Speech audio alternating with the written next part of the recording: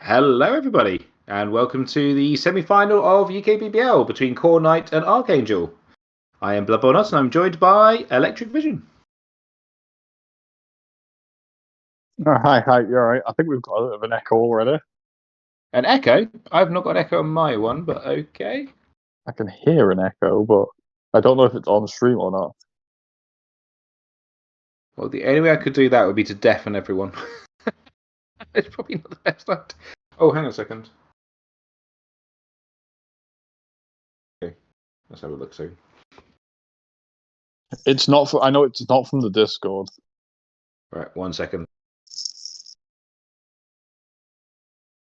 You carry on talking. Right, no worries. Well, yeah. So, hi everyone. I'm Electric Vision or EV, and yeah, we've got an interesting game going on. We've got Archangel playing some Orcs, and we have Khornight playing some Elven Union. Hello, Mathis. I can't hear an echo, and I just had a quick look on the stream, so I think we're good. So, I'm assuming this Orc team is going to be absolutely filthy, which I love. Hopefully we'll get a look at the teams in a second. This is probably, what you say, without looking at the rosters, you probably say this matchup probably favours the Orcs slightly. Oh, here we go.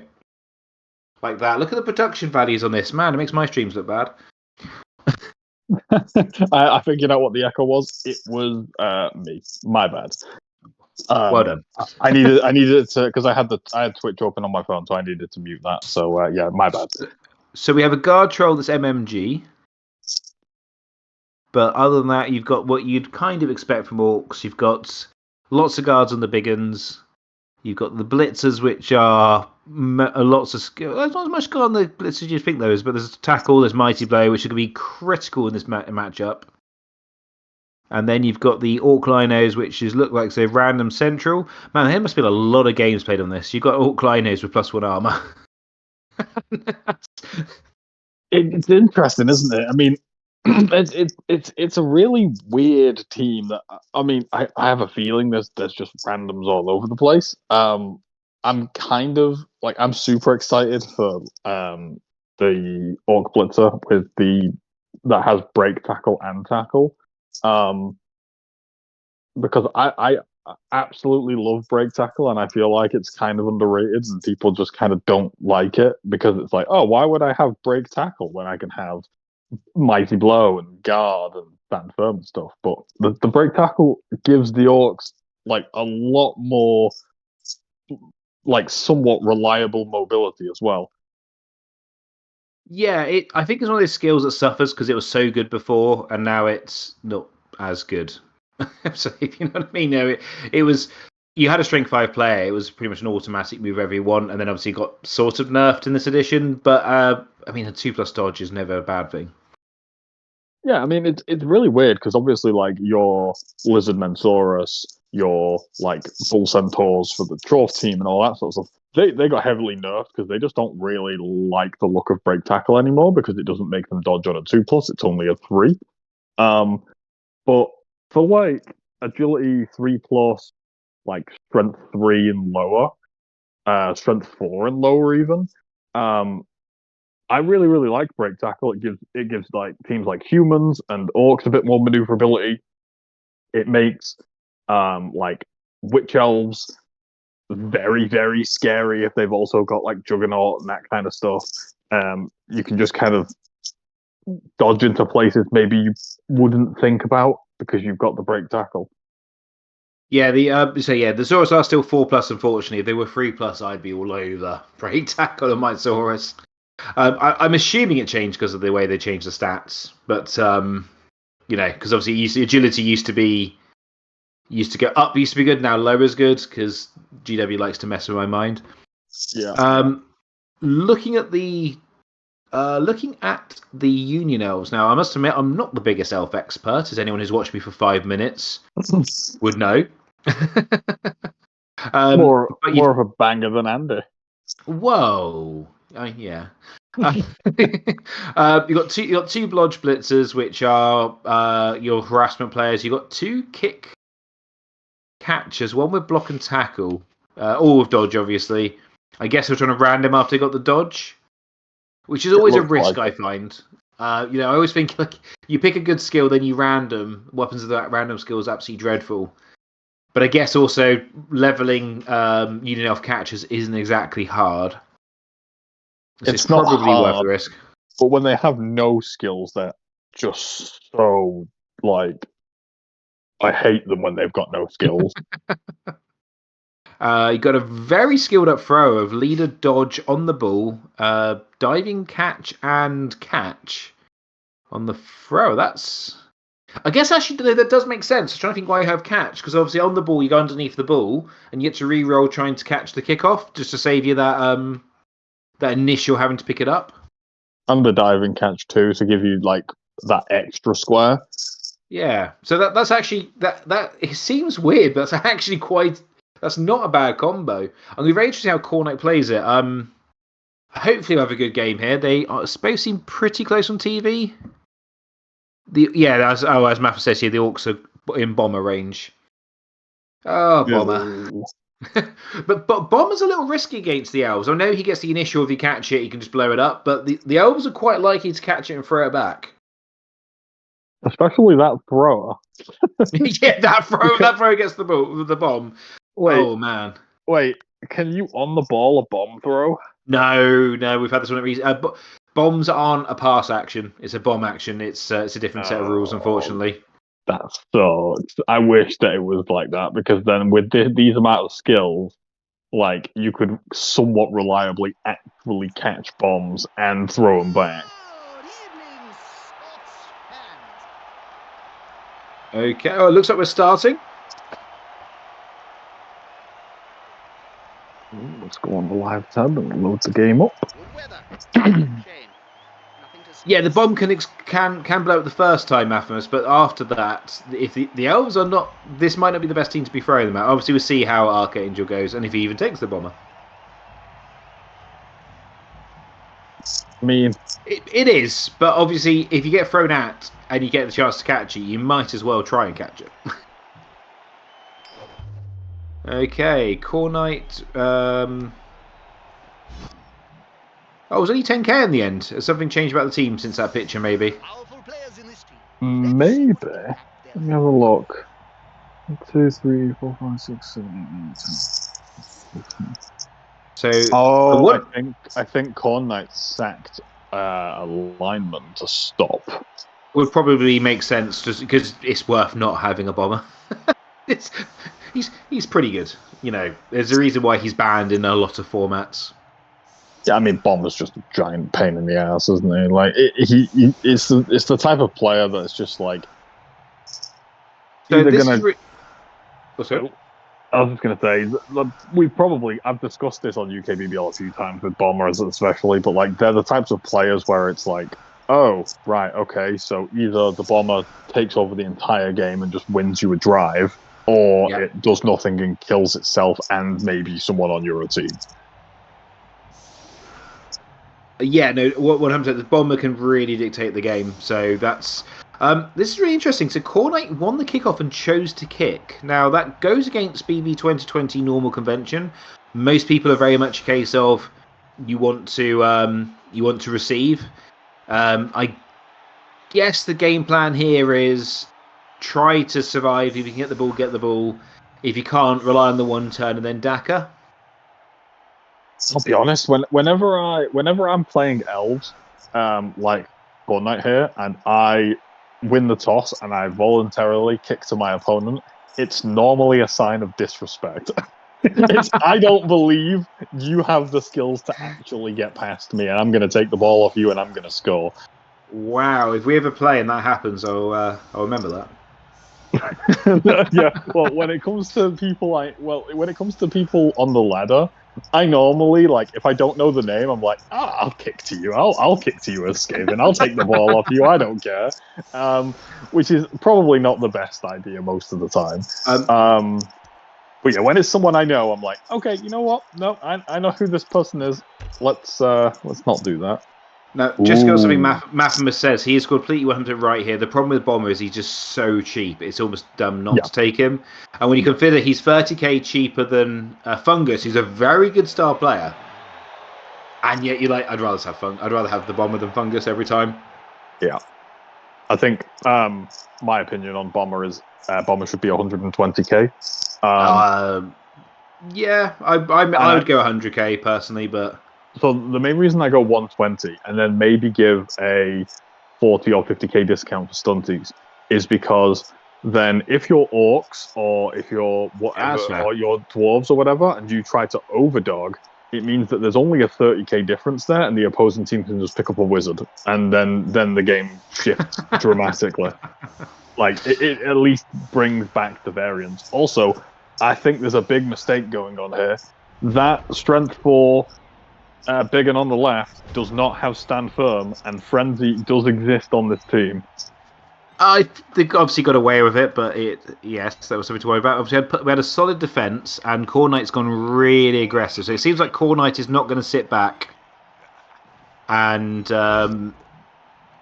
Khornight's not going to sit back here and just try and be passive. He's going to go for it.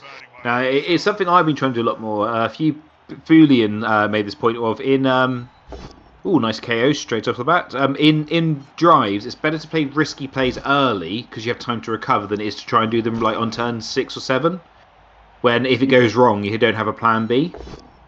Yeah, I agree. So it could be what we're seeing here. Khornight's just going to go all in now, try and get the ball early while the Orcs are still a bit spread out. And these blocking dice haven't been too good here for Archangel. If I was only got the initial KO, but since then it's not been fantastic. Yeah, I agree with that. I think, especially I think you can kind of predict that that's what's going to happen as well because if Khornight wins the toss and has decided to kick, he's not just going to run away. He's going to just go like, I'm going to throw all my players at that ball and I'm going to make it so that your drive's an absolute nightmare while I have players.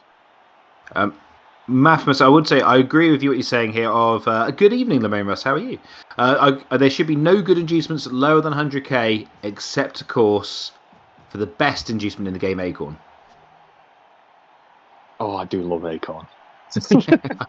They better add him to the game at some point. Well, he's definitely on the list.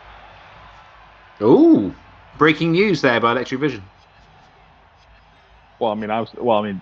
Technically speaking, all-star players are on the list. No, breaking news, guys. Electric Vision, go and tell Cyanide. So we're got the ball caged up, going for a blitz here. He's not bad. It is a bit of a meme. He's pretty good, but he's a bit of a missile. Is in that he either does his job and everything's going well, or fails Dauntless twice in a row and gets punched in the face. Yeah, I heard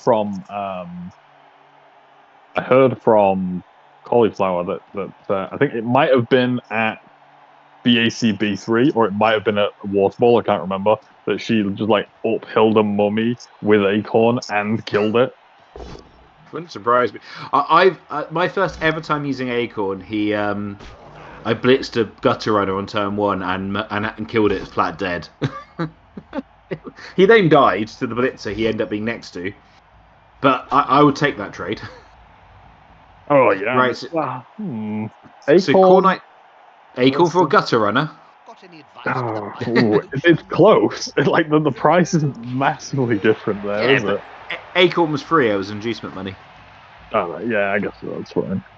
So Khornight looked like he was trying to isolate the blitz there, but got unlucky not to knock him down twice on the left, and I think it's kind of disengaging. The Orcs had a pretty good start here with the KO and the stun.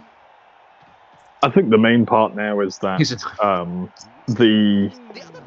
I had a feeling like Khornight went for like the middle to low end kick to try and maybe like punish with a blitz. It didn't happen, and then the Orcs straight away got the ball in a cage, completely safe, and it's like, oh, I can't really do much about that, can we? No, it was a pretty good start. The Orcs, the early pressure obviously yeah, it didn't work out because of the. That player is as slippery as an eel, but not quite as cuddly. I'm trying to think if this. Oh, okay, fronted that way. Interesting. I thought you might try and come towards the ball here. I really want to move the mouse that's on the screen to show what I'm pointing at, but obviously that's not my mouse. I think I also think that this is the one thing I'm not a huge fan about Elven Unions is the fact that because their linemen are movement 6, they just like even if you don't kick it deep, they're just not quite fast enough to put that full pressure on. Yeah, they're a weird balance of a team because they feel like they should play similarly to Wood Elves, but they just don't have the speed of Wood Elves. Yeah, exactly. Like, and I mean, I know, like, I've been playing the all lineman Wood Elves lately on stream, and like, even all movement 7, it feels all right, but it still feels a bit slow. Maximus, yes, Acorn is very variable because he is strength 1 and he has Dauntless, but he has Super Dauntless. He always gets to re-roll it, and he has Claws and Frenzy, and he's Agility 2 up, Stunty. So he can just get into a cage and just punch someone in the face, and it can go well. Can also go wrong. Oh, we've got a foul coming in here. Referee catches on the stun. Argue the call. Does not work. So they're both on 10 now for the drive. I'm not sure I like that foul. I get it. I think I'd rather save the foul for one of the better positionals than a lino. You're already 1 player up. Is it really? Does 2 players up make that much of a difference when it's a lino? I mean, I guess it's sneaky get dirty player, right? It's the skill that goes. I'm either gonna work all the time, every time, and Yeah. like and that's it. It doesn't really matter. There's nothing you can do about it. Or it's the skill that gets caught to 1, and you're like, oh crap, that player's gone.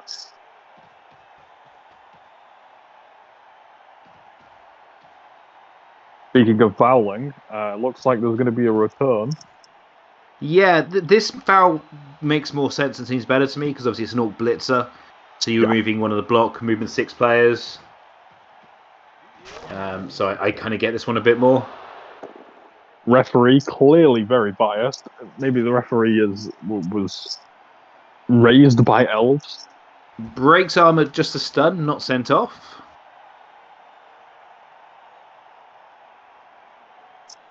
Yeah, this feels a bit more like what I thought Khornight would do.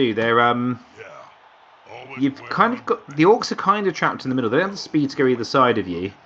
You've kind of got annoying players everywhere. Yep, 2 main critical points here with the blitzers are kind of like on either side, like either point of the cage. Yeah, this is giving me major just like dark elf vibes. This is just what dark elves do. They just kind of circle around you a bit and just go, well, you can't move, but they have the armor to kind of get hit a bit more.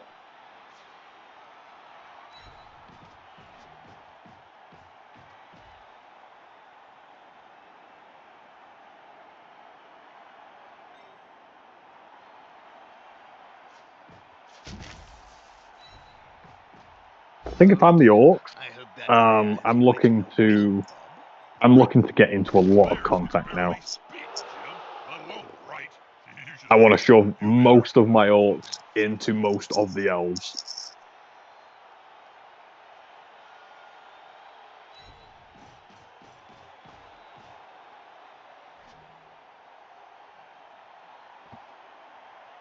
Because I think the strength 3 players, because for the most part, be the cage, right? And then I think the strength 4 have to be the ones that like link up together, bully and trap some players, and then you see what happens after that. Yes, no, yeah.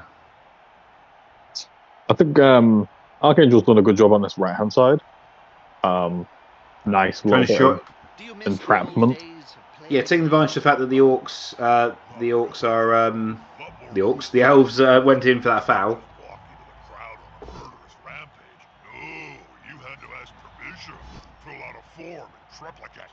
So, Hey, that plan looked almost competent. I think it was. Oh, what was the other? Oh, it was Undead versus Skaven in the other semi-final, and it was the Undead that won from Galentio. So whoever wins this has to go against Undead. I'm not sure which team I would prefer to fight Undead Good choice with, for this play. if I'm being honest. I think the orcs, because you can just outbash them. The elves. I mean, it depends how well built. I mean, it's Glenty. I'm sure the elves are very well built. The undead are very well built. Yeah, they are. The only weakness I would get from that team, I think, was that one of the mummies recently died, so one of them was just a fresh mummy. But the rest of the team was built very well. Also, very nice little chain push there to get all of the elves out of the trap. Ooh, failed dodge. I think the undead would probably prefer the elves, but I don't think they'd mind the orcs. The way I kind of look at it is obviously the elves can be quite annoying for the undead to keep up with because your main players are movement free, whereas obviously that's not less of a problem against the orcs. But also the orcs have the ability to deal with the mummies with the guard and punch back quite hard. Yeah.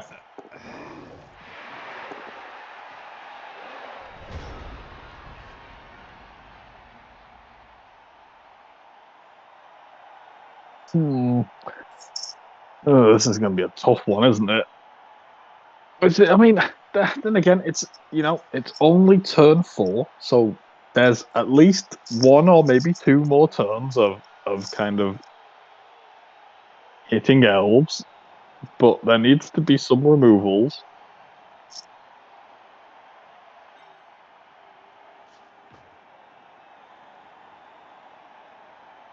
Something needs to happen in the next couple of turns, or Archangel is going to get stuck.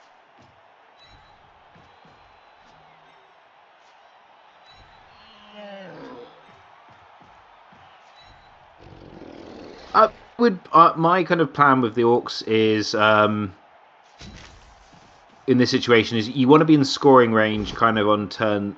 You want to be getting there like on turn 6. So we've still got another 2 turns to get that into that position. So I wouldn't be at panic stations just yet. And obviously might chip a few elves, which makes this easier. But generally speaking, I'm like, as long as on turn 7 to my turn 6, I'm kind of around the logo, and turn 7 I push forward a bit more. I'm normally feeling fairly comfortable.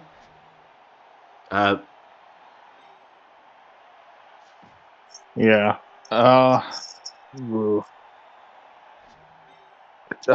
don't know. The more I look at it, the more I just don't like it for the orcs.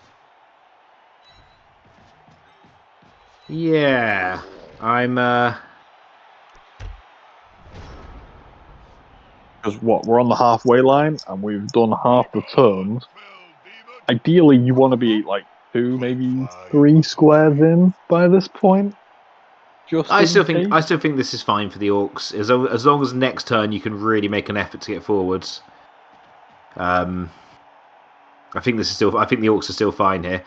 The elves, there's not too many good blocks here for the elves. You can hit the edge, you can hit the 2 edges, but I mean, is that helping you too much? I think it's going to be. Yeah, I agree, Mathmas. I think it's a risk kicking because obviously you can just get bashed off the park really quickly.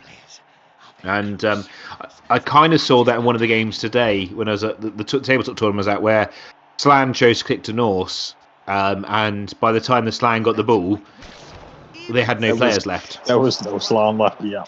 Yeah, and so it was a mistake to kick to them. But this has worked out pretty well for Khornight because the orcs have got bogged down. They've only got 1 removal.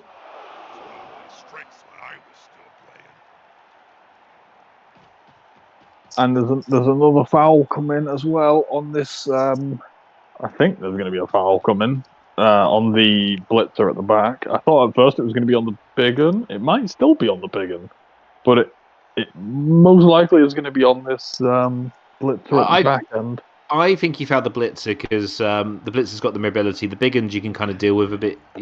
They're slower. Once you get past them, that one extra square movement does make a big difference. As we've seen, big uns going from 4 to 5 made a big difference. I think 5 to 6 is also pretty big. Yeah, that shouldn't have happened either. 4 to 5 movement on the big uns. What the hell were they thinking? Yeah, and as matters, I think that fouling the big un would leave them a bit too close to the Orcs, whereas... Oh, gets caught though. Just for a stun. Oh, it was a double into a double. Well, that's both Double of the caught. foulers gone, so at least the That ref's is. kind of fair. BB 2020 fouling OP apparently.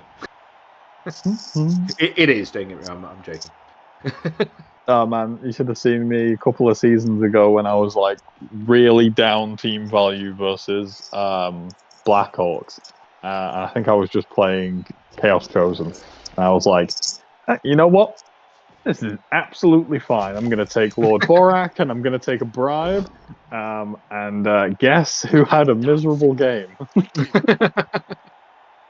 It was, unfortunately, the Blackhawks, as I cast 3 Blackhawks, a Goblin, I cast the Troll, it regened, and then I got it the Troll a second time. And then by turn 12, when they had 2 Blackhawks and like 4 Goblins on the field, they ended up conceding because I was just going to systematically delete their entire team. And Lord Borak didn't get caught once. I didn't even have to use my bribe. And did you feel good for that? No, not really. It felt good at the time because, like, at first I was kind of worried that Blackhawks were just going to punch me into oblivion, and then I was just kind of running around screaming "Boot of Doom." Beat of Doom. But yeah, it was pretty fun in the game, but afterwards I felt kind of bad. But that's just the way it is, isn't it? I felt really bad. My last UKBBL, well, I thought was my last UKBBL game of the season. I was playing against Renegades on my Orcs. The last game of playing Orcs and restarting. And my Goblin, sneaky get to play Goblin, went off on this Renegade team. He injured all 3 big guys. One came back from Apo. And then I realised, I thought, it doesn't matter. If he only plays them next season, all the MMGs get redone. And then someone said, there's 1 game left, don't you? I was like, no. They're not going to have a fun another game next game, are they? So Archangel, yeah, we're making some progress here, but again, it's still, this is what I mean. Like I don't see how next turn they're going to make big progress unless the elves do something wrong. Also, this blitzer might get surfed. I think surfing that blitzer is probably a mistake if they go for it. Oh wait, no, it's got to stand firm. I tell a lie. It actually looks a little bit better now because, from what I can see, for the most part, the Elven Union Blitzer is kind of out of position, and the Orcs can apply a fair amount of pressure to this right-hand side. So I think they might be okay.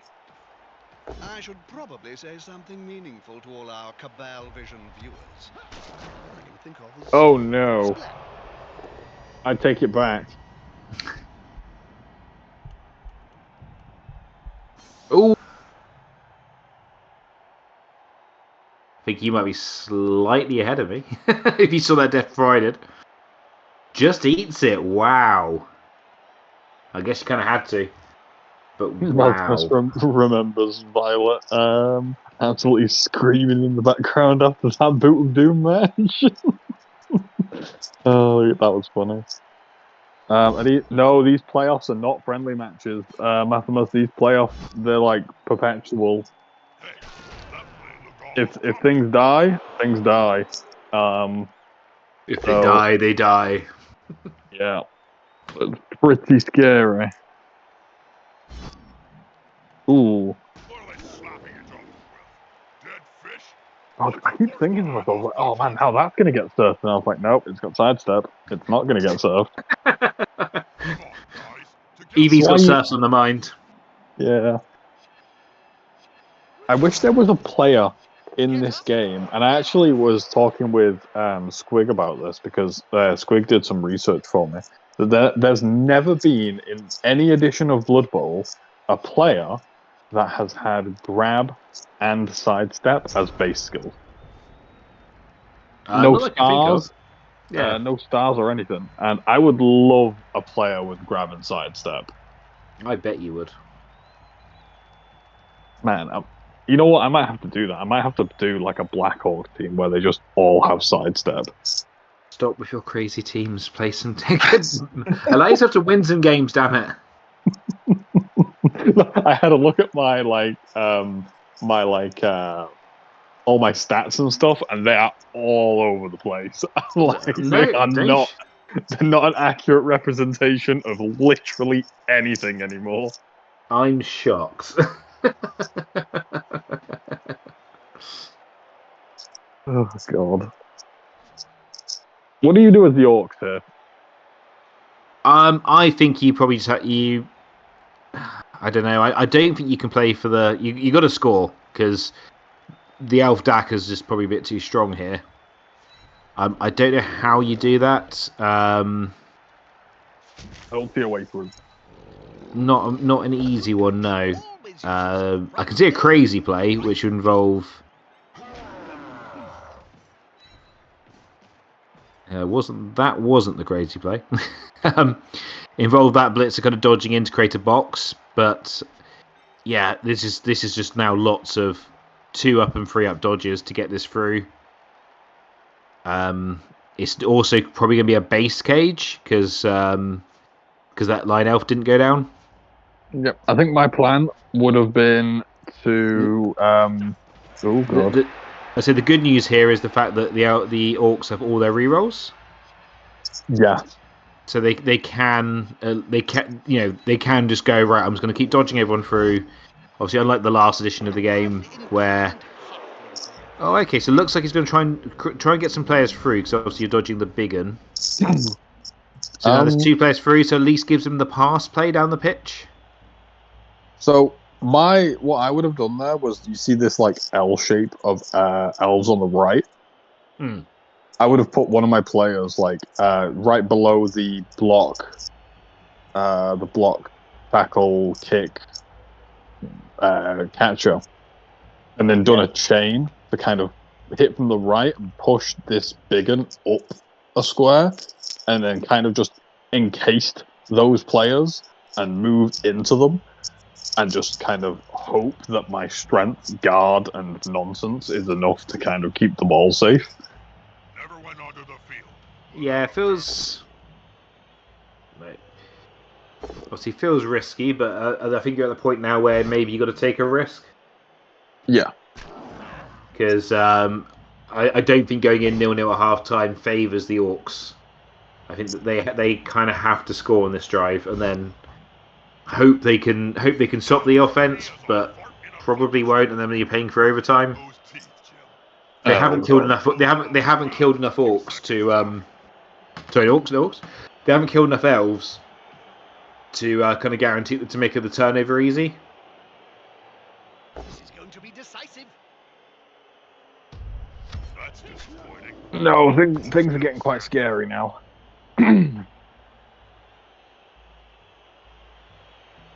And by quite scary, I mean very scary. There's not a lot of good here.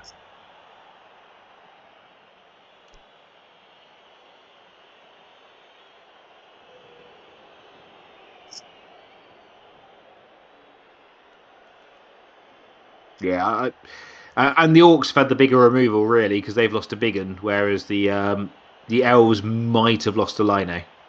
They lost a lineman, and then they've both lost a fowler, which is basically the same. So Speaking of the devil, hello Galentio. We were just talking about you. Almost forgot this was the thing today. How you doing, Galentio? Congrats on your semi-final win. Any bad things, I hope. For the orcs, Would we? yeah. so far. The Orcs have been having a rough one. Would we say anything bad about you, Glentio? I doubt it, but maybe. Basking in his success. So, Glentio, we were trying to work out which of these two factions would you rather play against? Because I was trying to work out. Would you rather play the elves, who you can probably bash out fairly easily? Well, you say that the Orcs are having a rough time of it. But you got to try and catch up with them. Or would you rather play the Orcs, which you can keep up with, but could also equally bash you out? KO. That's at least a second removal. So they're even now in removals again. Although the Orc one's a bit more permanent. The player with the most MNGs. Well, there's a dead Orc. A guard big and just straight up died. No Apo used. And the elves are not good. That's a good armor break on the catcher there. So now, I'm not sure you bring that Blitzer black. Yeah, I think you have to try and punch this off. Hope you get a. A POW. I think you get 2 chances at it before you have to make a dodge. The issue. No, it wouldn't be. I was about to say it'd be worse. You can't follow this, otherwise it goes behind you, and then the thrower's screwed. Yeah, you have to stay there. I guess the plan here would be to get the ball to the Frenzy Blitzer and try and get him out of range. There's not that many elves left standing now. It's either going to... On that side of the pitch, I should say, sorry. A dead truck against Dackers. Yeah, that's what I was thinking. But Hawks can out-punch you. That's the thing. What do you want to do? Do you want to... Ooh, I didn't think you'd bring him back. No, because they've got the break tackle one, and I think that if as long as you can get the ball to the break tackler, it can go off to the left and it'll be fine. If it gets based, you can at least dodge off on a two up, I guess. All right, it's worked. Right, so God, spoilers. The future ahead of me. Are you only watching on stream? Yes. Right. So you've got the delay. See, I, like the super intelligent person that I am, I've got this up not only on my phone on stream, which I'm looking at chat, but I have it on my laptop. And I'm watching it from the live tab. So I've got in real time analysis. Right. So the Orcs look like they should score from here. I'm sure there is definitely some dice the elves could do to. They can make it difficult, but the elves aren't in range to actually hit the ball. I like this dodge. I really like this dodge. That was a really good play there too. I think you have to eat it. I don't think you can risk the reroll.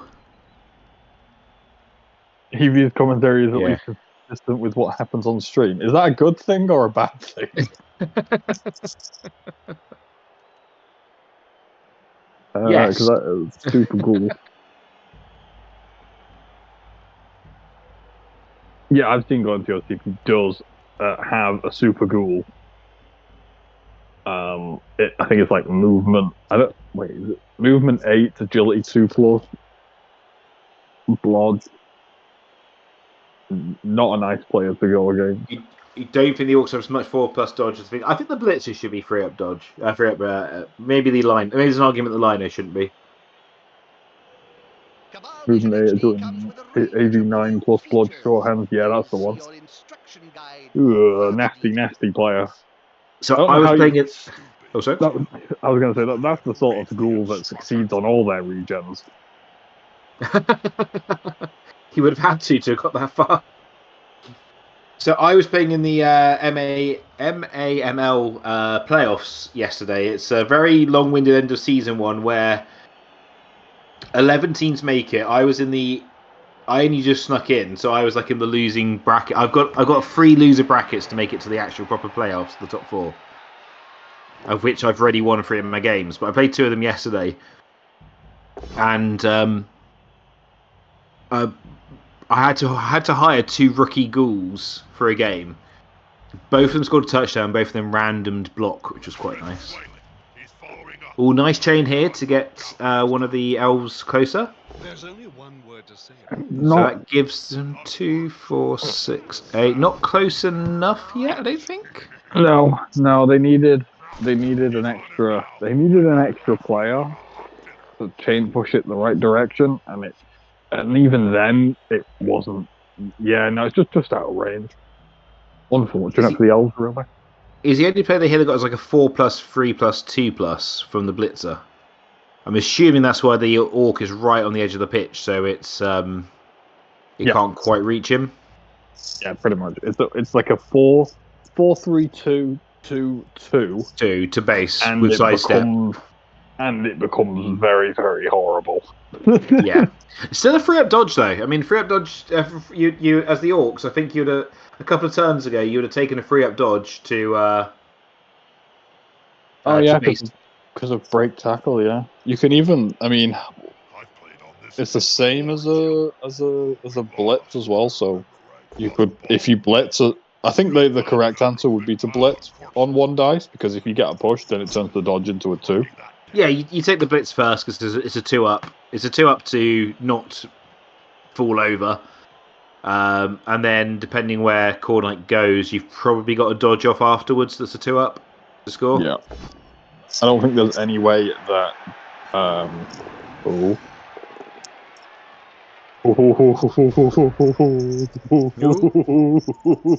There's a dodge. Gonna get there. Gets there. Yeah, so I think it is just. Yep, it's blitz time with the break tackler. Maddie re-rolled that. You think you'd say that for the 1-turn attempt, Glencio?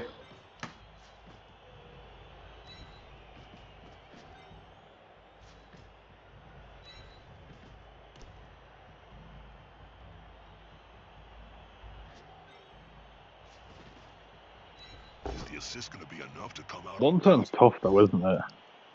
1-turn's very tough. No sidestep. Movement 8 is alright. But I think, how many stand firms is there on this team? 2? You'd maybe get away with it, but the 2 stand firms are going to be on the outside, I guess. So, and then they're both going to have, one of them's going to have guard. I don't know. I don't think the 1-turn's really on the cards. Oh no, mine is he's on the ground. Yeah, because you blitz here, where they have to sidestep somewhere, which gives you a 2+ dodge. So it makes sense to do, as long as you don't roll a both down or a skull. This seems like the best option. There's a skull, which obviously he was going ooh at. So now it's a 3+ dodge with a river reroll. So yep. Yeah. Which I still think the orcs would have taken a few turns ago. If you told them on turn 8 you'll have a 3+ dodge to score and that's it, they would have gone okay. Yeah. You've got 3+ dodge to score with a reroll. Yeah, like no, not a 4+ rust because they had break tackle. Yeah, break tackle coming in clutch there. So 1 dead, 1 sent off. All the KOs come back. So if Khornight can. Khornight's got the option of going for the 1 turn. How many stand firm has the Orcs got? They've got 2, haven't they? 2. Yeah, but they've got 2, but one of them is strength 3. But obviously, so that's not enough to completely stop my semi-final. This is tame in comparison. Oh, baby, not. If you've not seen that, oh my word. I have not seen it. Where if I wanted to watch it, where could I watch it? I actually have no clue, but it was the wildest game. I think it nearly gave me a heart attack on numerous turns. It's on YouTube channel. Okay, thank you. It's just like said you got for a plug there, Evie. I thought you were more prepared than me, as you'd seen it. I'm just a caster. I don't know the behind the scenes logistics. But oh my word, it was absolute nonsense from both players. I had quite a nice one at the tournament today where I showed my opponent after they failed their one turn how they could have made it work, which is in a nice way, not in like a if you'd done like this you'd have made it idiot. In a if you'd gone this way, thank you very much for the link. I did the whole method and it really messed him up, and he tried dodging a gutter runner through many tackle zones to fill in the hole and it didn't work.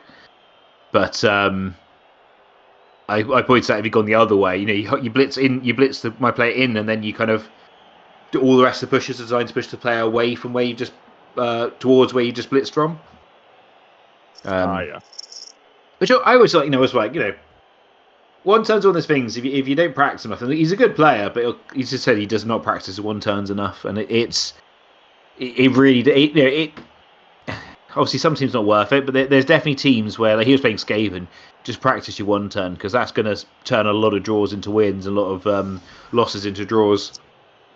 Yeah, I mean, I don't practice one turns, but I try to do one turns whenever they come up because and I play a fair amount of Blood Bowl 3, so that's practice. But like it was like the other day, like there was 2 instances. One of them when I was doing a one turn with my movement 7 squad of Wood Elves, where I managed to just do most of it, and I got the player in range, and that was like the hard part. And then I had to do a 6+ pass because unfortunately I have no thrower. So it was completely weird chat. If anyone can do a one turn here in this league, it's Khornight. Khornight's very good at the one turns. Oh, and I just remembered he had saved the leader. He deliberately hadn't set up leader because remember he had 4 rerolls. He went down to 3. He deliberately left leader for the one turns. He does have a reroll for this. I love doing that when I'm playing Skaven. I'll have 3 rerolls and a leader, and then I'll just leave the thrower off on defense. So I can kind of just go all out on trying to hawk the ball, and if it doesn't work, I still have the one turn attempt with a reroll. Yeah, it's a nice thing because I believe, and I could be wrong, but in the previous edition, you didn't get if you brought the leader on later in the half, you didn't get the reroll. Oh, I have no idea. It's been like I think that was a 5 change years. from BB 2020. I want to say I could be wrong here. Please, someone in chat, let me know if I am wrong. But that's something that rings a bell to me. Unless it was just unless the ruling was if you've got a leader player on your team, then you just add a reroll, even if it's on the bench. They had to be on the pitch. They definitely had to be on the pitch Right, so we've got change of weather. The catch came. Oh, diving catch came in handy to catch it with on the catcher. Yes, that is thrower.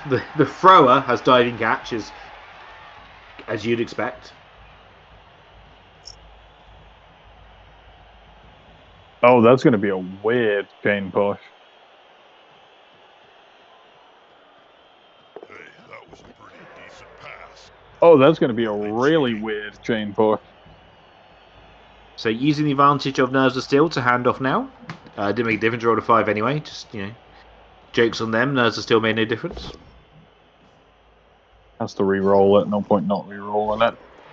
It's a skull, unlucky. Yeah, that was a really good attempt there from Khornight. I know it didn't really go anywhere, but I saw the play that was being made. Now I liked it. Very risky. This is something you're starting to see a lot more now with. You're starting to see a lot more of this kind of this blitz from not the LOS to bring players into the line to make it easier to do the one turn.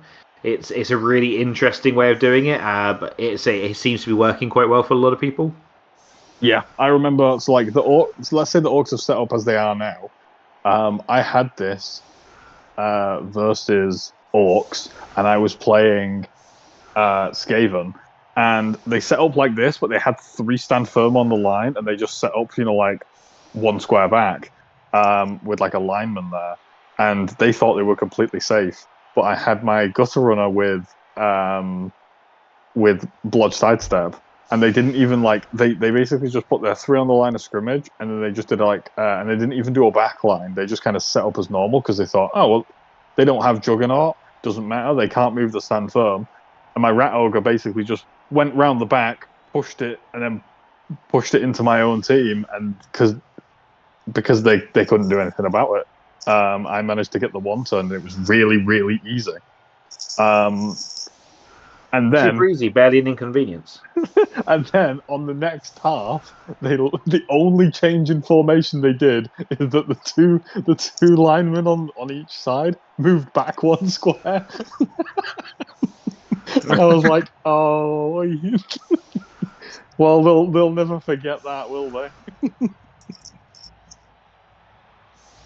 It's always really funny when you kind of like, I guess not teach, but like when someone actively learns something and it screws them over and they'll never forget it. So this feels like a Daka, the way that he set up the throwers so far forward. Oh my word! I think, and then this is just screening off in case the Orcs get it. I'm guessing that was a misclick. I'm guessing that was a misclick. That seems a bit wild. It does happen. I've definitely misclicked a couple of kickoffs recently.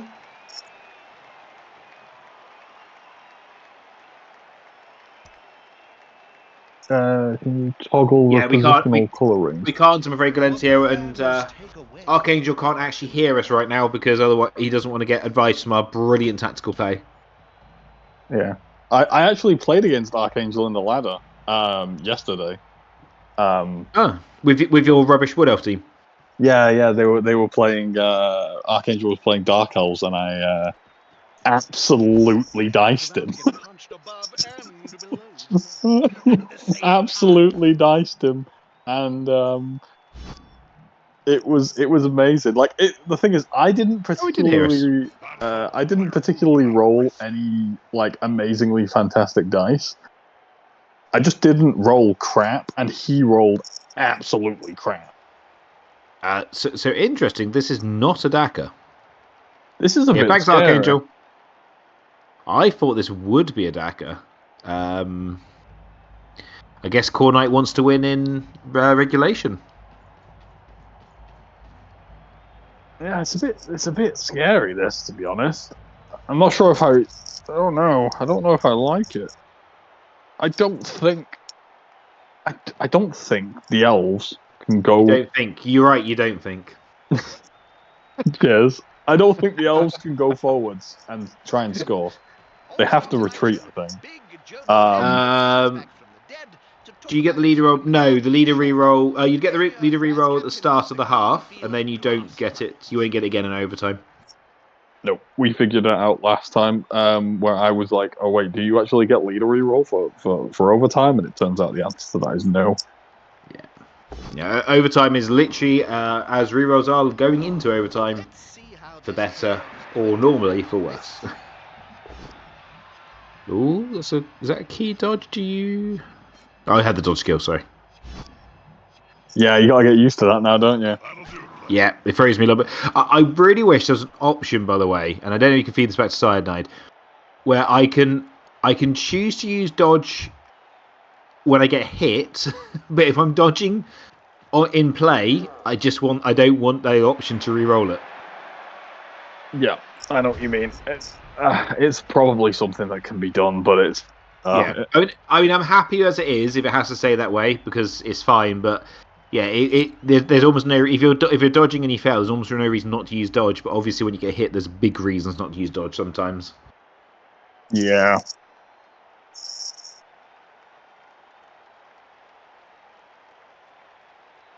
It sounds like a coding nightmare, though, doesn't it? Only be. You see, I disagree with that. There are actually times I'll fend and it's not. I won't use friend and it's not frenzy.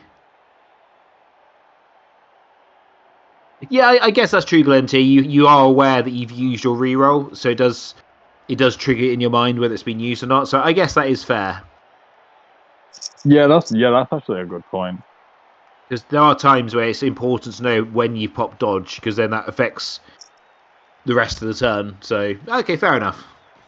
But that's why it should be an option, Galentio, an option that you can keep it on. Also, for Mathimus's only have an option to select like when to use offend when hit by frenzy. What an important thing to be able to choose. I mean, sometimes it's just baiting the opponent into maybe making a bad decision. But if you have like fend and sidestep or something like that, you kind of want to choose when it if you want to fend or not in that scenario as well. I've seen a few players with fend and sidestep that have been a giant pain in the ass. It's something I talked about with someone the other day, which was if someone gives you the option to chase and they got fend, you probably don't want to follow. Most of the time. Yeah. So oh man, that reminds me. There was I was playing against the Lizard team, and they got messed up by my fend play. I had 2 fend players, and they got messed up by them all game. And then it was their turn to do a 1-turn, and I put my fend player in the most annoying spot where that was the player that was going to get hit. And then they got a quick snap, and so they moved their player into position so they didn't have to blitz my player. But the trick was, because I had fend, they had to blitz my player, otherwise there would have been a gap that they couldn't have filled. And then basically they didn't blitz, so there was a gap, and they had to run a skink around and dodge it in. But then because they had to run that skink around and fill in that hole, they couldn't fill the hole at the back, so they couldn't do the chain. And now I'm cross-eyed. Yeah. Oh no. I appreciate the 4+ dodge attempt there to try and get a surf on that catcher. And that wasn't a 4+, that was a 5-up dodge. Oh, it was a 5, wasn't it? Yeah, they rolled a 4. That's unbelievably cheeky, isn't it? Oh no, it's a big one. There's a 6. Oh my god! Wait, is that big? That's a big. That's extremely brave. I guess sometimes you have to roll the hard 6. I mean, if it worked, that would have been amazing. If that would have worked, I would have lost my shit on stream. Holy! Because that's just 2 die into bye. That amazing thrower. Yeah. It would have been game changing because that's a threat. They've been the throw off the pitch. She's now got a big one blocking that corridor. Not an easy way for the elves to remove that big one from that corridor. And then not getting through the middle. No, I guess they'd have to start kind of falling back to go round again. So I guess it is basically a 6-up to effectively try and win the game there and then. But it's still, I do love these dwarf cheerleaders spraying beer into the fans. Beer spray. They both got them. Oh no, someone's got the brutal edition ones.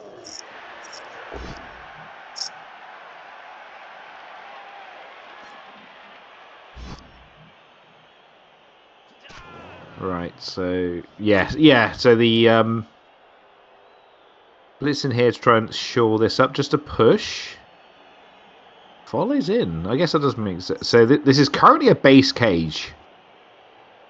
And I don't quite see how Khornight's going to secure this ball now.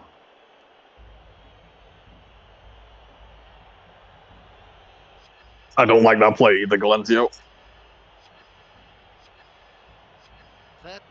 No, I don't. This is one of those you've moved the ball, I guess, assuming you're going to get the POW. And then you didn't. That's what it kind of feels like. I mean, I guess you can still put some players in there to try and make it harder, but this is looking like there will be a dice on the ball next turn. It's the sort of play that if you are absolutely relying on a POW, if you don't get it, you have to re-roll it. Like, if the whole sequence of event relies on a POW, then you've got to just throw the re-roll at it to get that POW, or completely screw yourself with a double skull. Yeah, because you're just going to bring that big one that just tried the crazy suicide dive. He's just going to come in and give guard on all those players. You then hit with the tackle. Hit with the tackle and take the catcher. Okay, that's shored up a little bit, but I still feel there's going to be a hit on the ball here, and that is, yeah. There's definitely still ways you can get hits on this ball. This is not a safe ball situation. I do, but it's not going to be easy. There's a chain push in. I see the chain push as well, Galencio. Yeah, there's definitely a chain push to make this work.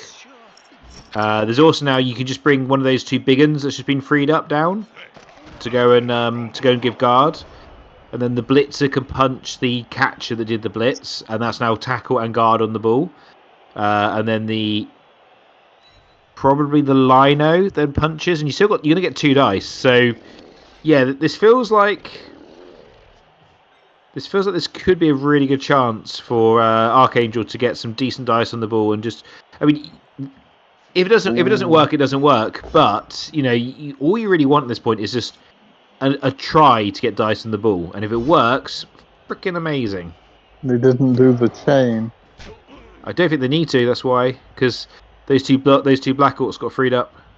Big Uns, sorry, got freed up. Well, now this has to. No, I guess it doesn't. Well, it kind of has to be a POW now, unless they move the other big un in to make it a box. You hit with a wrestle, and then so that gives you that basically gives you a 75% chance of knocking it down. I don't think you can. I don't think you can hit with the wrestle. I think you need the wrestle for the ball carrier. No, because then you are. It's got wrestle tackle. Potentially.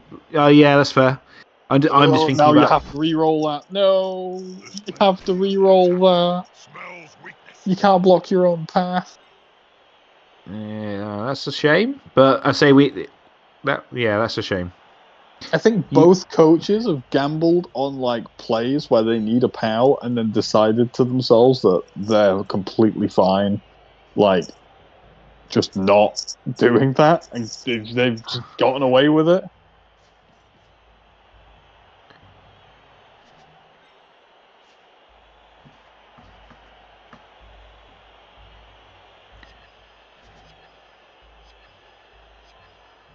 It's not. But yeah, they are very stressful. Oh, I know playoffs are stressful. Trust me. You know what? I'm in the same boat. I remember when I won my first tournament, my first online tournament. I remember I was playing Orcs versus Undead and Blood Bowl 2 in the finals, and I managed to just about get a score. And then on their drive, they went down a sideline, and they systematically just started killing all my players. And I got the ball on the floor with a random 1 die with wrestle tackle, and then I just shoved all my players onto it, and then they just punched me, they killed me, they surfed me. Are we looking at a surfer? It's no. There's a player. Yeah, you need to block up. You need to stop that guy from assisting, which means a rush.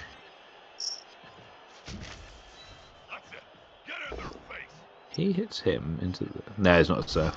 Hello, CCW Toby. How are you? Hey, it's Toby. How you doing? Well... Yeah, you can't stop the elves from scoring anymore. I mean, you got tackle on them, but they've got 3 rerolls, so, And there's probably some sort of chain. I think, yeah, you have to try and make the elves score here. You've got to try and make them feel like they can't stall for another turn or two, because I think if they score now, the Orcs have 6 turns, and they just struggled to score an 8. Unity is strength. Yeah, that's what I'm thinking. But then again, though, as long as the Orcs can sit there and just, I'm not gonna give the ball up. I'm just gonna kind of sit in a box and survive. It can go to kicks, but not the best way of. Well, no, not kicks. It goes to overtime next turn, doesn't it? That's a bit scary. Yeah, overtime. 8 turns of overtime. Yeah. I think Khornight still tries to stall this out for a turn or 2. I think because 6 turns probably feels a bit too good to give the Orcs, especially if their dice improve and they start banging out some players pretty early. Whereas I think if you give them 4 turns, you could probably hold on. And the way that the Orcs have gone in and then haven't managed to get the ball down, they are kind of out of position to put too much pressure on for a turn or 2.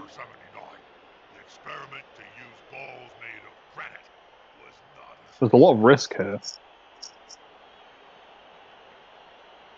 There's an awful lot of risk here. Yes, it's Blood Bowl. It's not Risk. Risk is like got a bit map of the world. Oh god. Yeah, I've never played Risk. I don't. If you're gonna play Risk, only play Risk 2210. All the other versions are a bit meh. 2010 has the moon and underwater, and you can blow up spaces with nuclear bombs. Good to have you back, Evie. I'll be back in your stream next week to give you shit. Cheers. Well done, CCW, CWC, Toby. He needs it. Ask him how his balls are feeling.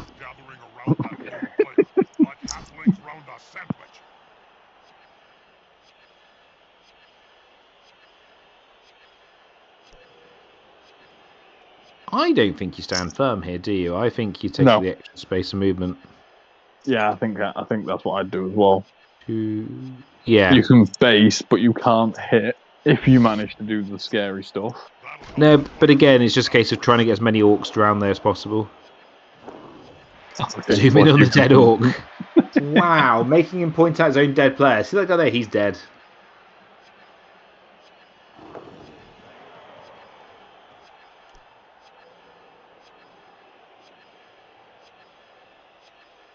If you're the orcs here,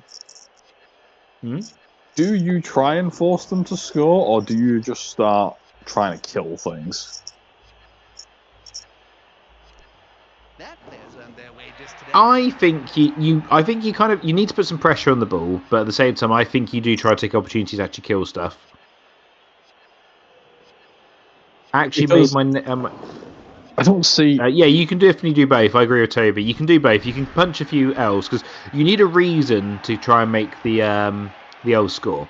So the two reasons to make the elves score is that you're just going to keep fouling and punching and kicking players, or you can get to the ball. So you try to do both, really.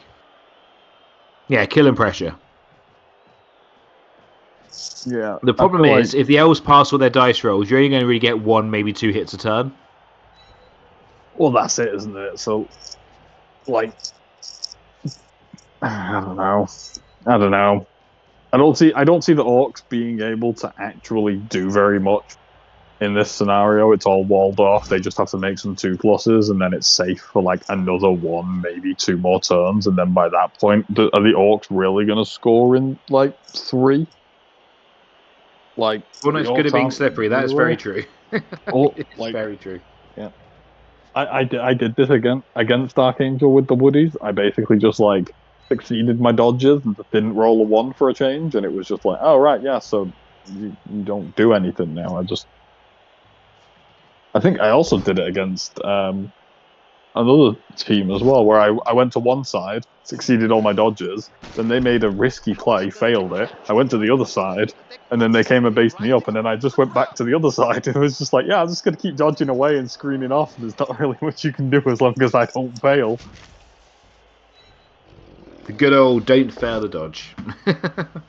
It's only actually happened in 2 games out of the, like, 10 or 11 I've played with that team so far. Every time Mathimus shows up, I start rolling 1s, and I don't know why. It's because he's hacked your computer. I wasn't meant to say that, was I? Mathimus? Secret Agent Basino. Yeah, let's see. Because basically, I think for the orcs, you want to the 2 game plans here is you want to try and kill as many players as you can, because obviously if it goes to overtime, the less elves on the pitch, the better. And the elves outbash the orcs in the first half. Well, it was even in the first half. Well, 1 dead to 2 KOs. And then 1 send off each. Yeah, so both the KOs came back. So the net result was the orcs lost the first half on the removal war. Yeah. So you need to try and leverage some sort of advantage. So if this does go to overtime, which is looking more and more likely, that you have a player advantage, because obviously it's going to be a lot easier to attack if there's only like 8 or 7 elves left than if there's a whole 11. That's standard Khornight dice.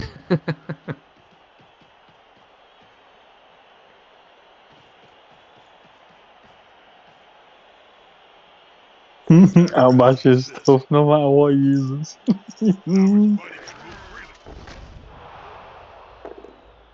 Oh no!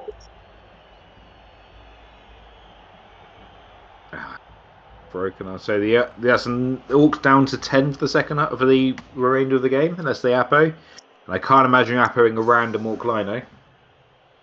If you're not Apoing the guard big and you're not Apoing a lineman.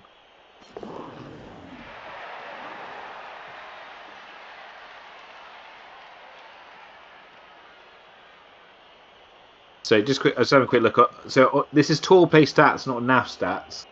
My first 3 games of Lizards Day, I moved up 1,215 rankings with Lizards in the world. Do you miss the old days? Very nice. That's the I'm not sure what that means, but it's nice. Yep, Orcs are capped at 10 now.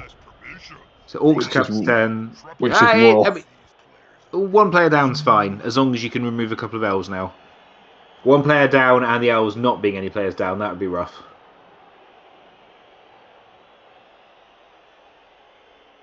It's definitely the worst feeling ever when you're the bash team and you're down players against an agility team because you're like, oh no, this is not going to go well.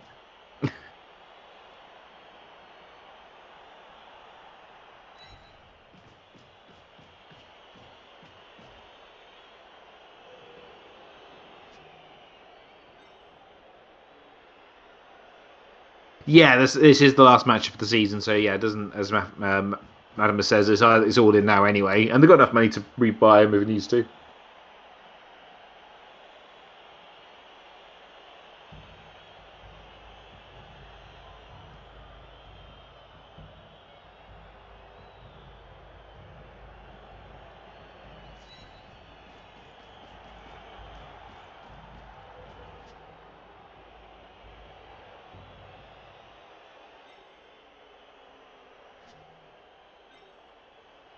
Don't the elves have frenzy?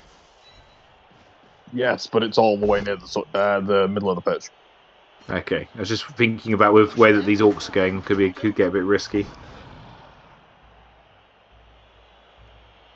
I have to say that the Archangel, in the game I played against him in the ladder, and in this game, dice have been crap.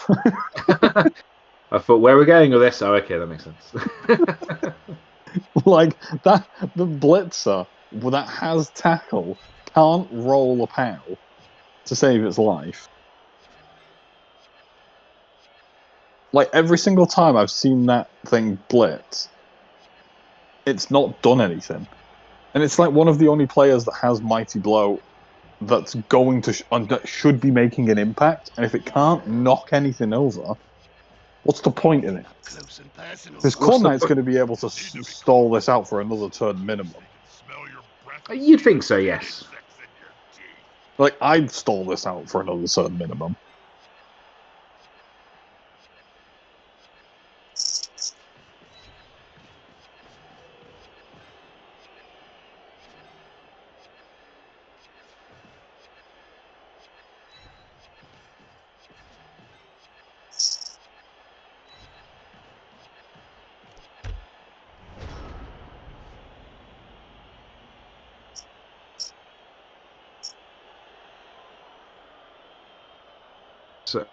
So Khornight might feel safe here about defending against the Orcs 4 turn.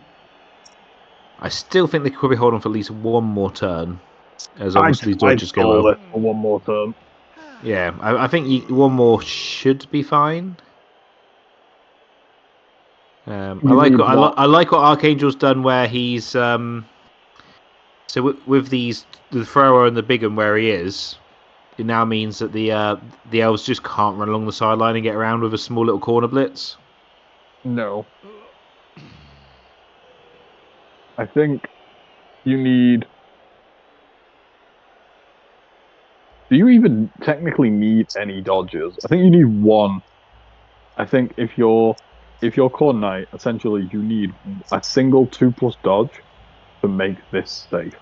Well, you can put the blitzer in the corner, as in like one of, obviously not quite exactly the corner, but one to above the right. One to the right, yeah. And then you just need a dodge to go where the ball carrier is currently stood. And yes, then the ball's safe return. But obviously, if they fail the dodges here, there's tackle around. It could be burning into their rerolls. Oh, just scores. Okay. Doesn't want to risk. Doesn't want to risk No. the snakes. I don't hate it. Obviously, that Khornight. So the logic here would be Khornight probably maybe thinks he can still win in regulation, at which point he's now got 3 turns to turn him over. Nothing safe, and that is something I sometimes think us Blood Bowl players are guilty of. Is sometimes just score. It's like you try to stall out to turn 8, and then you don't score. Whereas now Khornight's giving himself 3 turns to turn the Orcs over. Now I would favour the Orcs, the Elves to score here over the Orcs in 4 turns for the Orcs, 3 turns for the Elves. I think it's actually probably easier for the Elves, but especially as they're 1 player up. Yeah, I actually, now that I'm thinking about it, probably a good thing that Khornight decided to score there if the plan is to win in the regulation time, because having 3 turns instead of 2 turns definitely more favourable for the Elves. Orcs have won fouling frenzy. Me. Oh well. Well, and there's no fouling happening here, is there? Nope. They've rolled fouling frenzy twice again. Do you think that's another new bug? Man, I'm not sure if they fixed it yet, but I know that there used to be an AI bug where the AI could take frenzy on like a Minotaur that starts with frenzy, and it gets triple frenzy basically. I remember the good old days of preseason where frenzy, if you rush to hits with your first frenzy dice, you kept on going. Sorry. If you rushed to hit frenzy with the second rush, it gave you a third rush to hit again. Oh wow! Yeah, Miss Beltree got surfed because of that. She was not happy, shockingly. Oh, good job that's been fixed. Yeah, that was fixed in the first season, to be fair. Yeah, I don't like where this thrower is right now. If the Elves could get round, and I'm not sure taking players away from the centre is the option to fix this. The weird thing is that not against. If I'm playing against Wood Elves right now, I'm terrified. But they're playing against Elven Union, and Elven Union are too slow. They've still got some pretty good players. Yeah, but they're too slow. And Archangel with crap dice again. But yeah, like the blitzers are gonna kind of get round. The catchers might be able to kind of get round if they really wanted to. But like, because the linemen can't really do it. I feel like what's gonna happen is that Khornight's just gonna punch stuff. Maybe come down the left-hand side a little bit, and then kind of just be like, okay, now what? I'm immediately being proven wrong. I think the Elves might be slightly faster than you're giving them credit for there. I mean, the catchers are great, the blitzers are great, but the linemen are too slow / on the floor.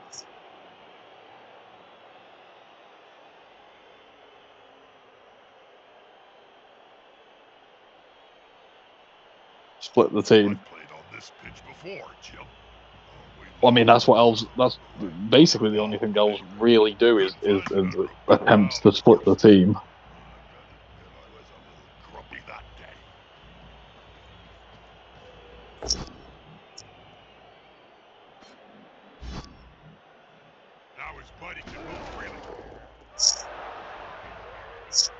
I guess this is where we're going back to what you said of they took some players away from the middle, and yeah. If they didn't take the players away from the middle, then they probably are fine. But now that they have taken the players away from the middle, they're going to get split so hard. Yeah, I get wanting to bring some players back, but I don't think that was the way to do it. I think Archangel now is probably going to be trying to play just to get to overtime. Yeah, because there's more and more elves getting put into this bubble between. Well, so there could be crazy playtime here. Now you need to be careful of the pass block, on the ball, but potentially, I guess you could look at a pass play if you're feeling desperate enough. The other option would be right now is you just blitz up the right hand side with the big un. Try and punch a hole there, and then you bring those orcs over. You don't like going near a sideline against elves because obviously they manage to break into your cage, dodge through, hit the ball carrier. The balls can potentially scatter out off the pitch, and that's just disastrous. But I don't really see much better options. I'll be honest. I'm blitzing to the right here, 100%. Yeah, I was about to say I was wondering if Khornight was going to bring that lino, the frenzy lino, over to the side to try and show up that side, but he hasn't. So I think the only play here is you have to punch that big un. Yeah, he's looking at it. No, you have to punch that big un, blitz through. There's probably going to be a couple of rushes involved, but that's better than the alternative, which is getting sacked and losing the ball. Yeah, and you have to. I think this is hunker down now. Blitz to the right, get as fast to the center as you can, and put a box around it, and just because you're going to get absolutely dove by the elves in a second, no matter where the ball is. It might be a trap. Ooh, no, I don't think I'll... Oh, he's going for the pass. I did consider this. If you could win the game here, the only issue is that part you'd have to blitz that pass block first, which I think he's just realised. But I have actually won quite a few games of Orcs on the Ladder by having like a safety valve, like you would like in American football, like you would with your running back. Just kind of just be there and just kind of rolled out with the thrower, pass to him, run down the other end of the pitch, and my opponent has just been so caught out of position they've not been able to catch me. Yeah, that's the only worry. It's happened to me a couple of times where if you've got the rerolls, Mathemus, I think it is worth it. Watch the throw play on Amosty potentially. So we've got the pass block down. That is the play he's going for. He's going for the win. You've got to respect it. Gets the KO. That's big. You can now move that. Ooh, Appo's it. Interesting. You can now move in there to keep that guy down. And this is all in. There is no plan B here if this goes wrong. Because if this goes wrong, Khornight potentially gets the ball and it gets the easiest walk in of his life. Makes the rushes. Pass animosity. Fails the catch. Oh, snakes the catch. But of all the squares to go to, that's the one, other than forward to his own player, that's probably the one good square. Yeah, that is actually the best square that it could have possibly went into. But obviously, if he had made it, he's 8 squares down the pitch, and it is GG, which... Wow. The whole playoff. And who said passing was dead in Blood Bowl? Yeah, would have been out of range. This was, he's showing us now. He'd been well out of range. Yep, would have been absolutely fine. There might have been elf like crazy 4+, 3+, 2+, double rush, 1 dice in the ball play. Because it's elves, you can never quite count them out. But Khornight would have been scrambling. And he did the hard part, made the 2 rushes. But I think he blitz onto the ball, yes. It's just where you do it from at this point. Because of where they've come down, if you actually want to hit the ball out the way, it's not that straightforward because you've got the guard. You've got the big one with guard to the right of the break tackle blitzer. I think so. Probably hitting the... which one of the... Oh, they've gone for the break tackler. Ooh, okay. Probably get... Ooh, fails dodge. No, so you're just going to try and... Okay, so it just looks like they're going to try and make it a 3+ pickup. So imagine dodges out here, moves back onto the ball, or just probably maybe stays there. It's Khornight you can even go for the... Oh, it's a... Oh, he's going for the ball. Okay. Fails the dodge. Makes the dodge. Makes the pickup. But now what? This looks like it could be game. Oh, there's sketchy stuff happening. Where are you going with the ball now? Oh, fails the... Is it a dodge or... Oh, makes... okay, yeah, okay. There you go. Elf bullshit. Yeah. And that's game. Okay. Well, I don't hate what Archangel did, unfortunately. No, the only thing that I did wonder was whether too many players were moving out of the way and what happens if the ball doesn't get caught. I know one guy came back. I think one of the other players could have come back. Like the blitzer that did the blitz to hit the thrower could have come back. The delay commentary is kind of funny. Sorry. It's my fault. I think that it was a decision to be made from Archangel of, do I go for the win, and if it messes up, I probably lose, or do I go for the draw and we go into overtime, and if I lose the kick, I probably lose. And you got to respect the Stones for going for the flat out win, because it was what, a 2-2-2-3-3. It's not over yet. There is still a 2-turn here from the Orcs. Khornight's only got one reroll left. If the Orcs could score here, now it's extremely unlikely, especially with the sidestepping blodgers on the flanks. When was the last time you scored a 2-turn with Orcs? Loads of times. All 2-turns are easy. Against bronze players. I play in platinum, thank you very much. And sometimes diamond and sometimes master. It is really funny playing in platinum, because sometimes you're like, oh crap, I know this person and they're actually good at the game, and then sometimes you're like, oh okay, you're just gonna do random 5+ dodges? That's okay. I will say, having now played quite a few games against silver and gold coaches because of the way the matchmaker's working, platinum is actually a bit better than you think it is. Oh man, I wish I could go back to the days of being a bronze and silver coach, because it seems like so much fun down there. Well, keep on the way you're going. You will be there soon. Oh no, I like even with the most atrocious teams possible, I somehow managed to win more than I lose.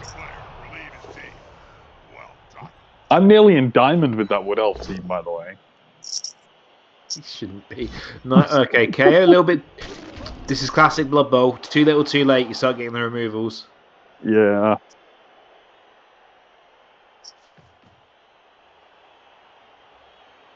The amount of games I've had where I've done nothing to squishy edge teams, over the last 2 turns you get 3 removals, and then you look at it and go, well, now it actually looks like the type of removals I would expect to get. They all came right at the end, so it made no difference. Oh god, did you see that game in the World Championship? It was if he's a bronze coach, he just pays folk to boost his rating. Wow, I love it. There was the World Championship game where it was Lizardmen versus Skaven. Oh, when Skaven completely destroyed the Lizardmen, I saw that. That was filthy. It was 7 Cavs. Okay, Ratho, you just decided to win a game. Skaven's rough for Lizardmen as it is at times, but yeah, you don't have much of a chance against that, do you? So going for the dodges here makes it casual double 6 from the Orcs. Can they get the second one through? Because one's obviously not going to be enough. It's better than nothing, but they can redo the second blitz is kind of dodging through. Yeah, they really do, don't they? It's what, a 3-2? It's not the worst odds in the world. I guess it's not over just yet. Yeah, the Orcs have a chance here, but you really need to get a second player through, so you probably need to put the rerolls into this. Yeah, 100%. As unlikely as it is. Oh, makes the first dodge. Makes the second. Oh, okay. So there's 2 scoring threats. This is not over. Just as we all thought this game would go, the Orcs dodging through tackle zones and the Elves killing the Orcs.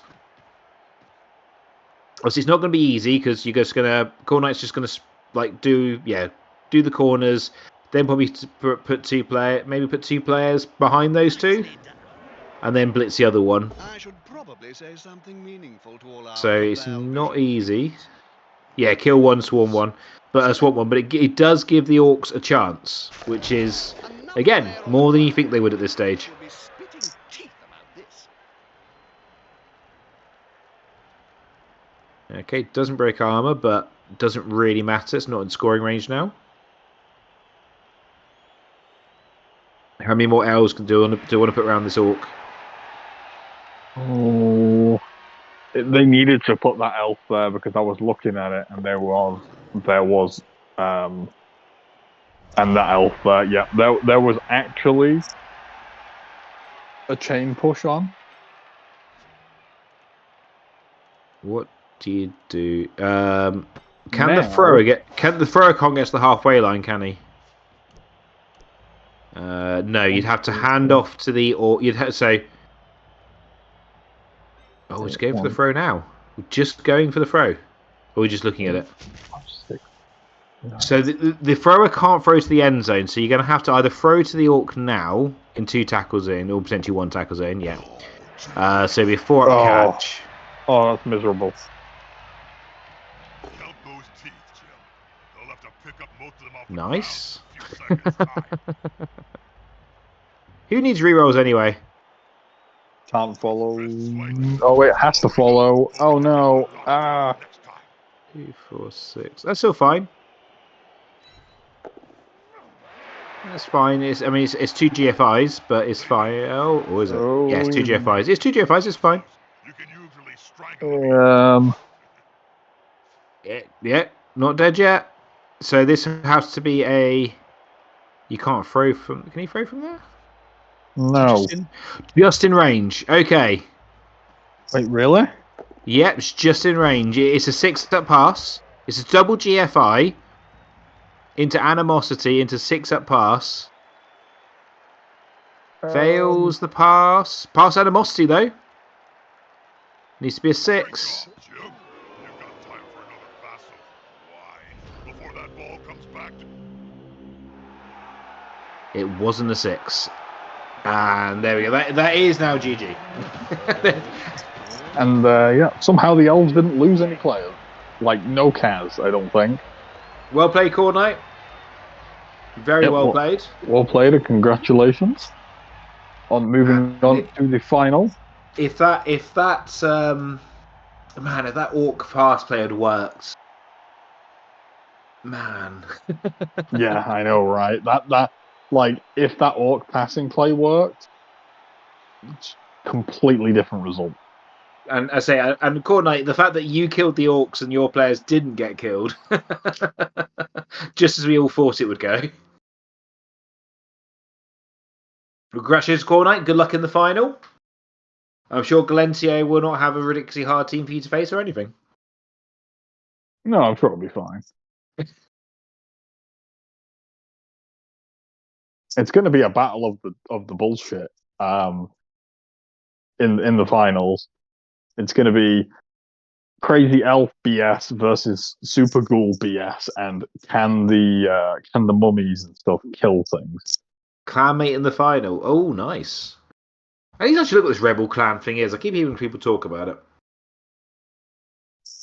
Yeah, I've got no clue either. Connie gets very excited by it. I was thinking about joining Rebel, but... Oh, you should. Rebel's awesome. Join the Aussie conference so we can play. I don't even know I don't even know how to join Rebel or when it's starting up again. I'll send you some links. But of course, everyone should play in UKBBL because that is the best league. UKBBL is actually a fantastic league. I mean, as this is a UKBBL cast. Yeah. Like, I mean, like, as good as like because I've only played in a few private leagues over my time, and like when I joined UKBBL, I was a little bit like worried because I normally hate organizing games because I've had it in the past when in other private leagues where people have been really lazy on it, and it's just horrible, and it then or it's wildly Yes. crazy on time zones. And I joined the UKBBL, and it's one game a week. Everyone pretty much is like super punctual on giving their availability. It's run extremely well by the admins. It's actually like you're trying to such tell a good me league. you're trying to tell me the UKBBL league, which is set in the UK, works out for you in a time zone.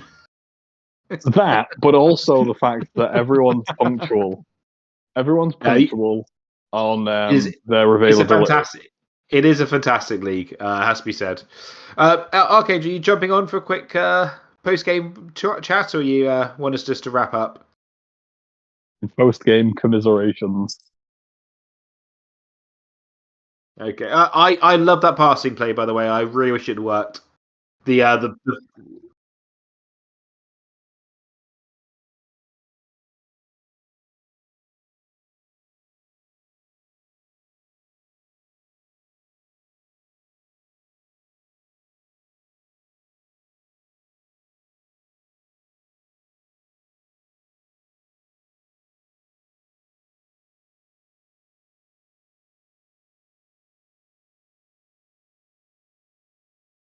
no.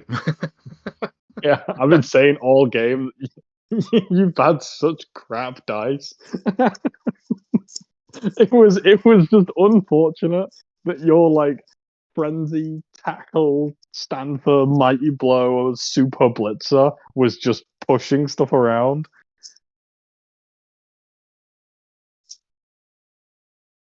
Yes.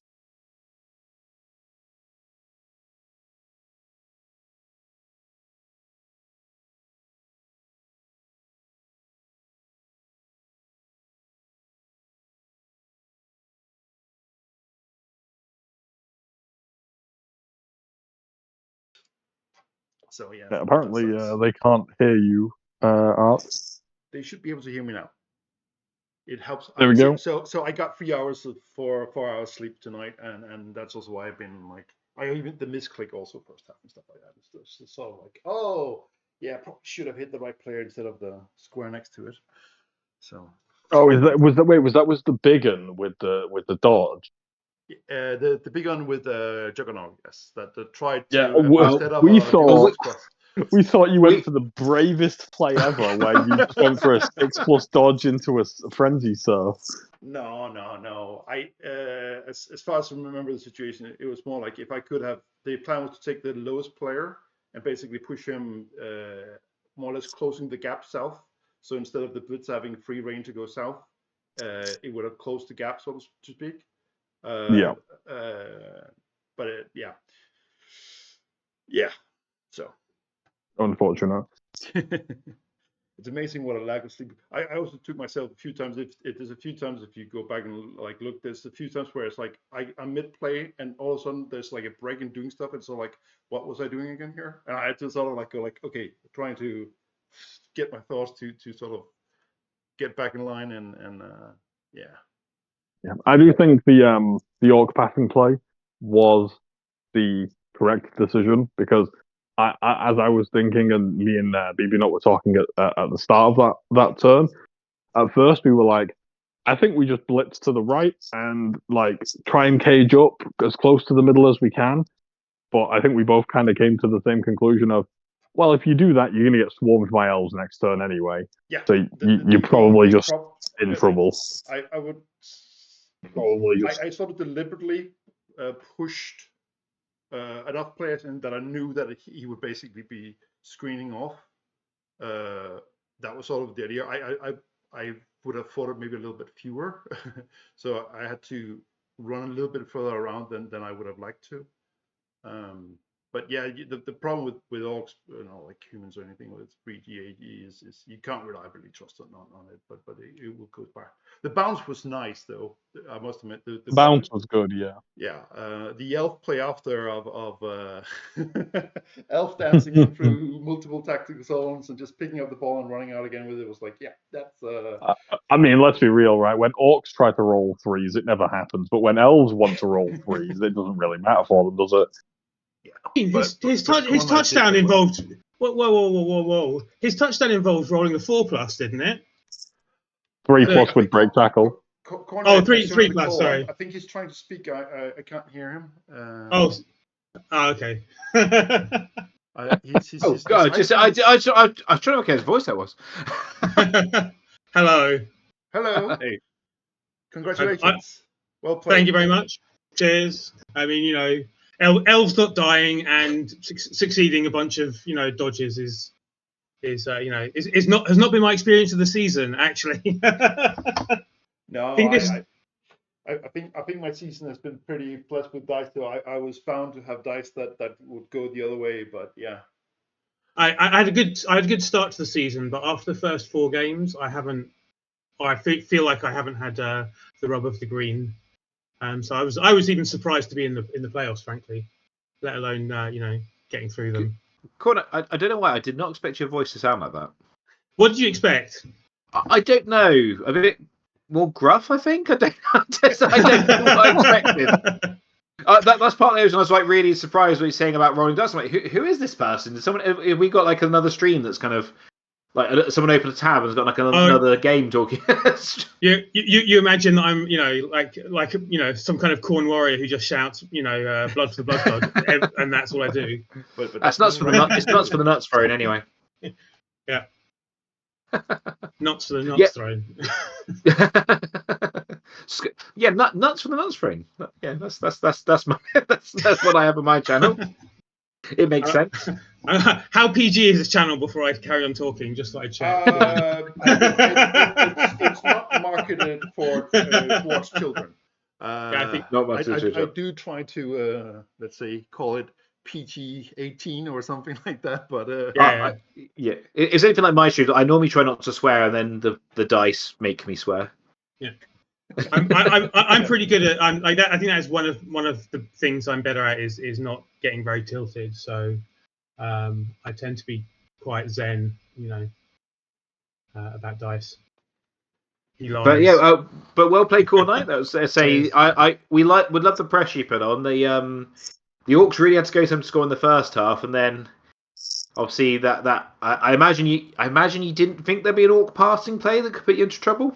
I mean, I like the 2 times I thought I had him, properly cornered.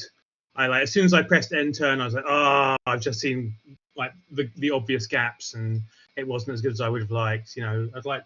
You always see mistakes, right? And I also so the clock disappeared. Like I don't know where I must have I must have not been paying attention at some point and missed a button click or something and been staring off into space because my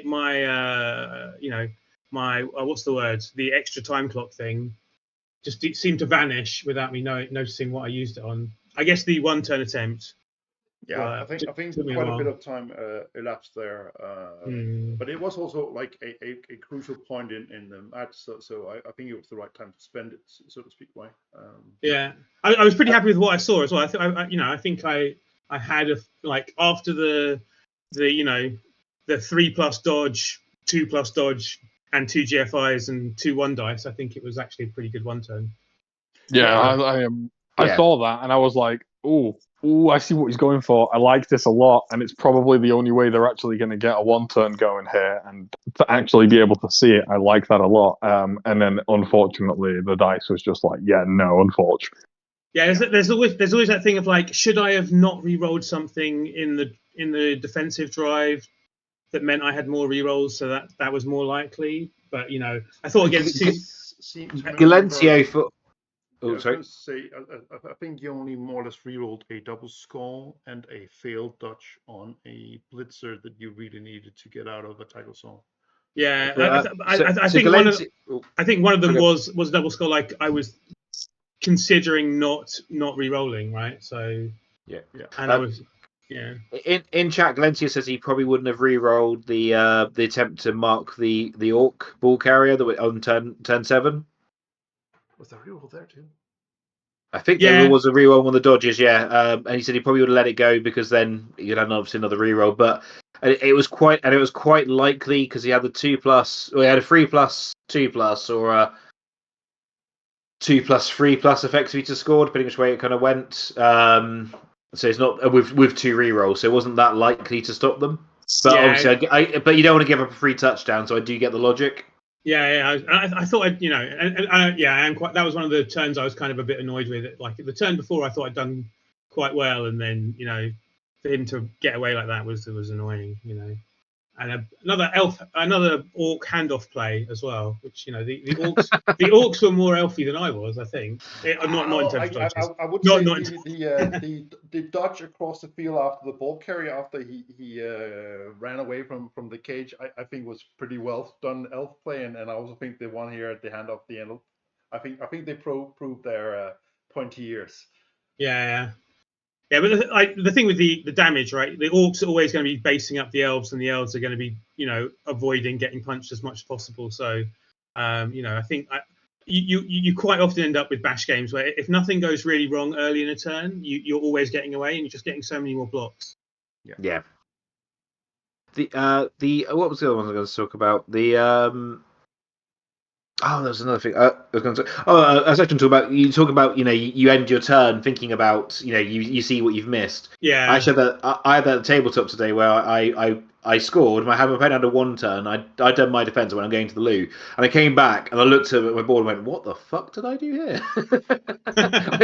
I've left a gap. They didn't score, fortunately, but my whole defense was 1 square too much to the right and left a big gap for them to run down.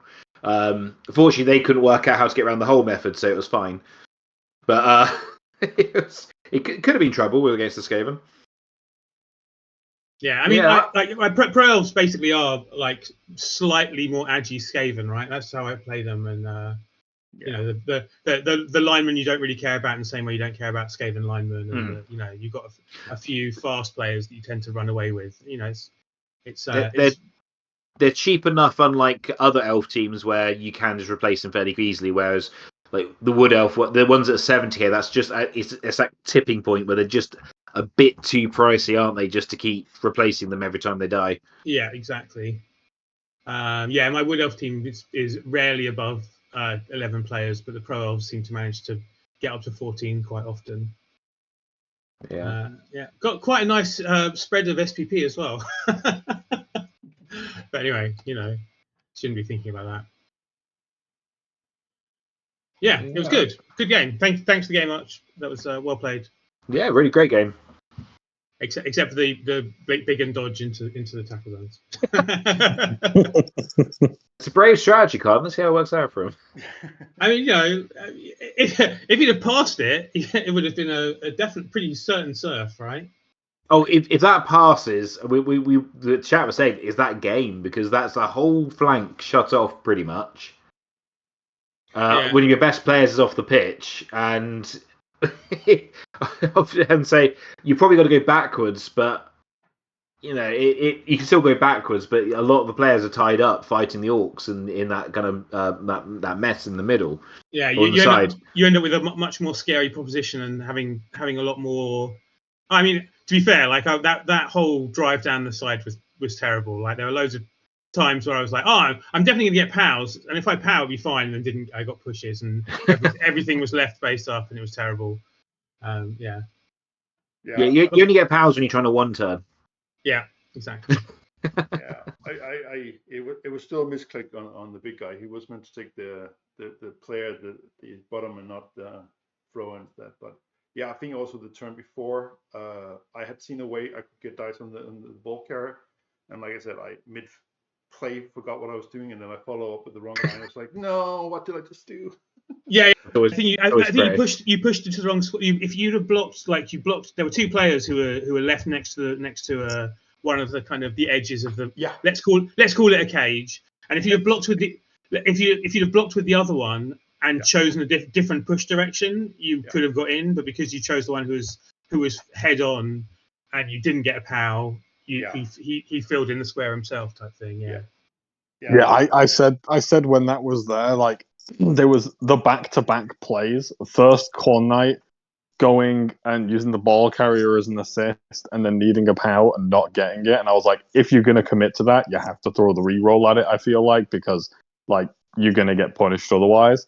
And then Archangel did the same thing of like, if you're gonna hit this way round, so you get wrestle tackle on the ball, you need to re-roll it, and that didn't happen either. And I was like, no.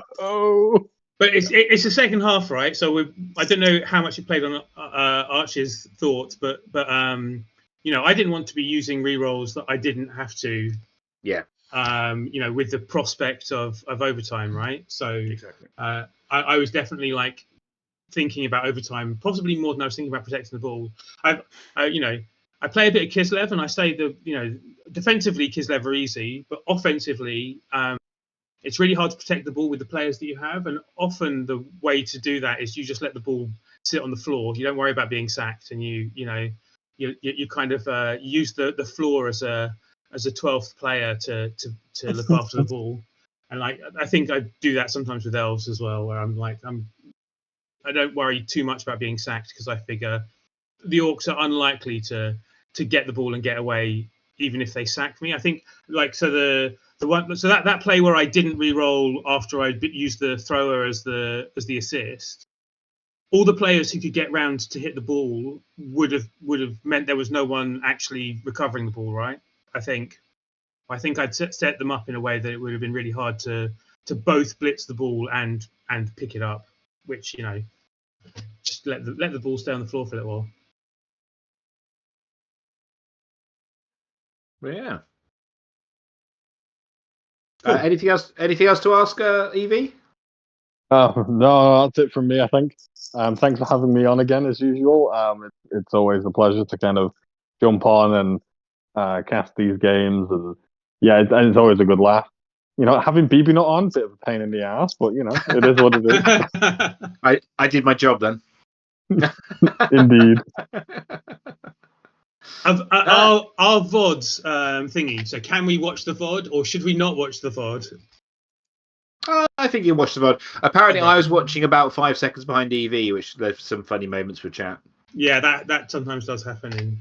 It's just. I think that's just Blood Bowl. I think the client doesn't necessarily keep. I think it's because I was watching on my iPad rather than on my laptop, just to make sure the sound didn't come through onto the. Yeah, BB was watching from the UKBBL stream perspective while I was actually in client watching the live tab. There used to be a delay on the Twitch app that wasn't on the computer app. So I thought you were going to say, no, but yeah, no, it doesn't make any difference. Yeah. The Twitch app. Can I say Twitch's app fucking sucks at the moment, and they keep doing these updates and they keep making it worse. I haven't updated for about 13 months because that was no, I'm well aware. I regretted doing it every time now. They've made it like what do you call it? One of the TikTok the way it was now, and it's so frustrating. And there's ways you can have two streams volumes on at the same time. Oh, it's really doing my head in. Every time it's like, what? Why, guys? How this is your job? How are you making this worse? I quite like I tend to have a Twitch stream on and be playing all the time anyway. But some people do like multi streams, whatever, and being able to like watch from different perspectives. And so if there's two like Blood Bowl streamers who meet each other on ladder or something, then I'll turn both sides on different monitors and watch them both at once. See which one's more tilted. Yeah. Watch. Well, it's really interesting how two people who are both probably pretty good at the game both come out with spotting such different things. Every turn, right? That's what I like. I also find it quite interesting because I know my risk reward metrics different from other people, and there's things that I would never do that I see other people like re-roll all the time. And I think I wouldn't have done that. How can you do that? But doesn't mean I'm right. Doesn't mean they're right. Doesn't mean I'm wrong. Doesn't mean they're wrong. It's just interesting to see It is interesting to see sometimes when in fact, there's a sound effect I need to do for my chat wants me, which is basically me shouting, "They re-rolled that!" at the top of my voice because it threw me so much that was a re-roll. That something was a re-roll. But yeah, I think it's good. I've gone back and watched a couple of games I've played against Mr. Page, where we've bumped into each other midstream to get kind of his views on the game, which he doesn't tend to give too many views on the game, to be fair. Yeah. Yes. I was thinking more like that. I remember Yudliger playing against someone else who was actually good. It might have been Andy. I can't remember. But anyway, where they were both, both had really good insight into what was happening, but were still missing out loads that the other one was thinking about. Their plans didn't mesh perfectly, and they're both really good players, right? Yud is such an amazing player. Yeah. Considering he plays goblins. Goblins. It's incredible. I think that's just how it is. Like whenever I'm playing the ladder or anything, like if I wasn't doing like the commentary stuff for chat and all that sort of stuff on stream, like it's just like I look at the board state and I go, right, okay, that's what I'm doing. But like explaining that to everybody else is just like, right, so I see where all the blocks are and I see where I want to go and this is how I'm going to do it. And if this fails, then I do this. And if it doesn't fail, then we can do this. I feel like a lot of that is appreciated from people that are learning and people that are watching as well, which is always nice. I mean, even good coaches need to keep learning, right? It's not like it's a solved game, And I would say, like for myself, because I took a big break from about 2008 to 2016, and the quality of play between that time had got a lot better. I think stuff like Blood Bowl 2, Blood Bowl 1 had helped get more people playing more games. Because back in my day, you played Fumble, you had to play on tabletop, and that was about it. And Fumble wasn't very popular back then. Yeah, tabletop people are like, oh, I played loads of games this year. I went to 3 tournaments and played 12 games. And then you got online people going, well, I played 12 games on Saturday and another 6 on Sunday. Yeah. I did a 12-hour stream for fun on Monday, and I played 15 games. Yeah. But I would also argue that maybe if you play that many games, you're maybe not learning as much from all the games. No, but like. But you are still getting more reps in, obviously. Yeah, and the stuff that becomes automatic and second nature, I think, makes it easier to be more conscious of the turns you need to really be conscious about. And there's actually one thing I've noticed last week, because I do need to wrap up. It's getting late. Archer said we've got 2 minutes. Curtains. But it's a big thing we've noticed in the Rugby World Cup recently, and Jimmy's fantastic, doing a very good job on that. I do recommend going and watching some of it. But there's a couple of players whose clock management's been really bad. And a couple of things we've said is a couple of these plays should be almost second nature of, okay, I need to go and do this. And that should be, the basic element of the play should be fairly straightforward of like, these 4 guys go over here, protect the ball, and then I'm doing, where am I blitzing? Should be like, or maybe the other way around. But even the basic parts of the play, they're not quite. Now that might be they're not familiar with Blood Bowl 3, and that's messing them a bit because it does take a bit of time to get used to Blood Bowl 3. Yeah, I actually have the opposite. I play a bit of tabletop, but not very much, and my tabletop record is definitely worse than my online record because I'm distracted by having to roll dice and move pieces around and do the things that the computer would normally do for me. And I definitely play much worse in real life, and that's partly also because I'm not getting the reps in. I play I go to like two tournaments a year, if that, and play a bunch of games drunk, and then. But this year I've started playing like an actual local TT, and I think that's really helped actually. So even the reps on tabletop can be helpful. Anyway. EV actually had that the Invitational, didn't you? Because I had to give you a here's your cheat sheet for everything the game does for you. Yeah. The beginning of games where you go, it's weather, and what happens next? Yeah. Fans, I don't know what this is. You roll it for me. Every single game, I was like, hi, by the way, I've played a ton online, never played tabletop before. How do we start?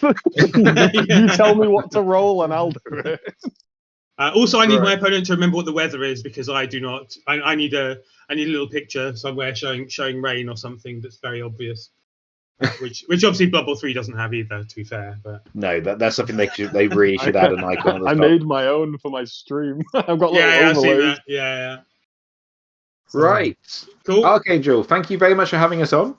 Well, thank you too for hosting, and another thank you and congrats to Khornight for his well-played win. So, final thank you to all, both the viewers and commentators and players. Thank you and bye. Goodbye. Bye. Bye bye.